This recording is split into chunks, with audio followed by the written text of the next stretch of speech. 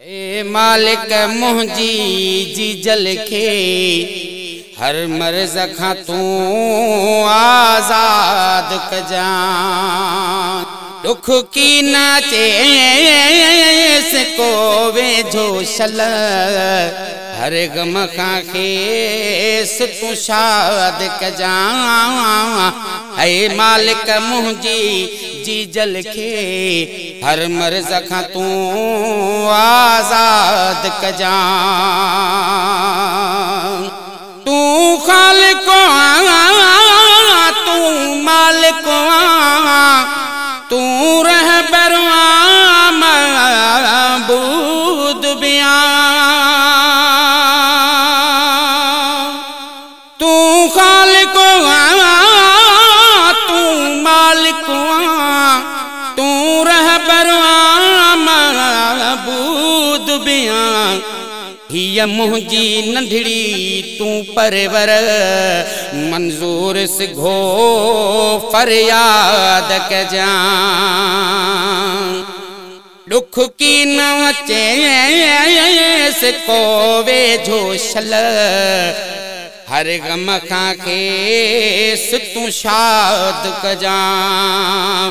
ऐ मालिक मुंहिंजी जी जल खे हर मर्ज़ खां तूं आज़ाद कजां।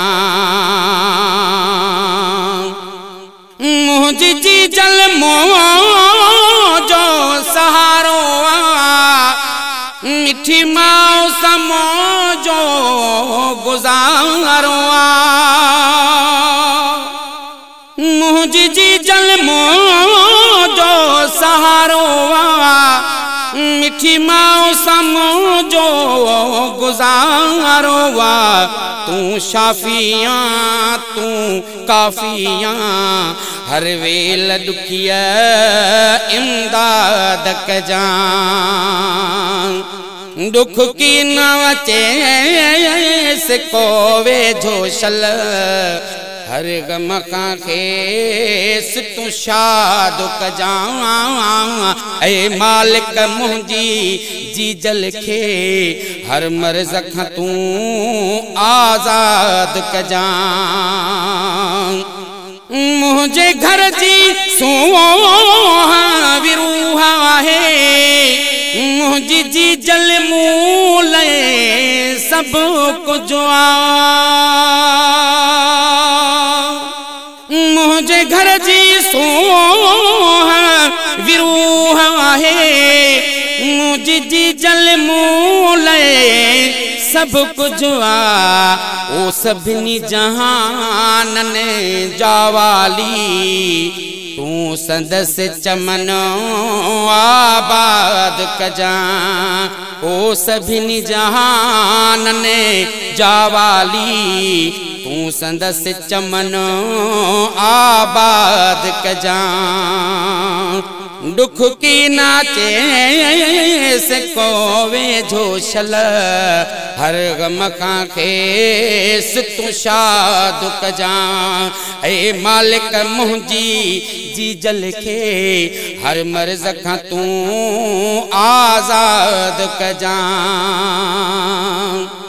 ही सईद पीर ज़ादो सवालिया ए मुंहिंजा मालिक तुंहिंजे दर।